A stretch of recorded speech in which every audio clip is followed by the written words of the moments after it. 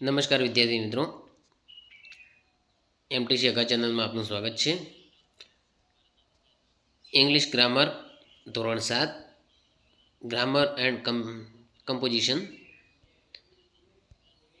એમાં આજે આપણે જોઈશું કમ્પોઝિશનમાં ડાયલોગ રાઇટિંગ.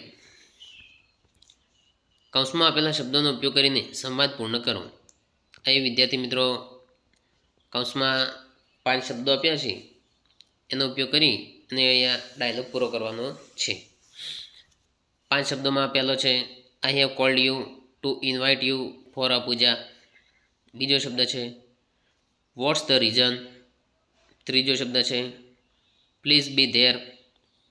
ચોથો શબ્દ છે we are celebrating my grandfather's 60th birthday. અને પાંચમો શબ્દ છે આઈ એમ સો હેપી. મિત્રો, હવે આપણે ડાયલોગ જોઈશું. Neeta said, hi Mona, how are you. નીતાએ કહ્યું, hi Mona, how are you, કેમ છો મોના? તો હવે મોના કહીશે હાય નીતા. તો એ ખાલી જગ્યા છે, તો નીતાએ પ્રશ્ન પૂછ્યો હાવ આર યુ, કેમ છો? તો હવે મોના જવાબ આપશે આઈ એમ સો હેપી. મોના કહેશે હાય નીતા, આઈ એમ સો હેપી. હવે નીતા કહેશે, Nita said yes you sound happy. હા, તારા અવાજ પરથી લાગે છે તું ખુશ છે. પછી ખાલી ગયા છે. તો હવે આવશે વોટ્સ ધ રીઝન. શું કારણ છે? તું ખુશ છે એનું શું કારણ છે? મોના સેઇડ, મોના કહેશે oh, we are celebrating my grandfather's 60th birthday. અમે મારા દાદાનો 60મો જન્મદિવસ ઉજવી રહ્યા છીએ. નીતા કહેશે વાવ ધેટ્સ નાઇસ. નીતા કહેશે સરસ, સરસ કહેવાય. મોના કહેશે I have called you to invite you for a puja. હું તને પૂજા માટે આમંત્રિત કરીશ. And party at our house. Puja અને પાર્ટી માટે તને આમંત્રિત કરીશ મારા ઘર પર. નીતા કહે છે શ્યોર આઈ વિલ બી. ચોક્કસ હું આવીશ. હવે મોના કહે છે ખાલી જગ્યા with your family on 22 July at 4 PM. ખાલી જગ્યામાં આવશે પ્લીઝ બી ધેર. જે એક વાક્ય હવે બાકી રહ્યું છે તે આવશે please be there with your family on 22 July at 4 PM. Nita said, okay, see you then. Mona said, yes, I will wait for you. તો આ રીતે ડાયલોગ પૂરો થશે. Number 2, dialogue number 2.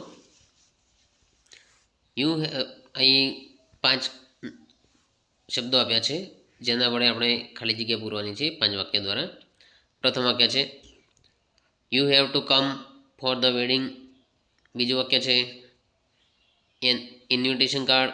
ત્રીજું વાક્ય છે my elder sister Neha is getting married.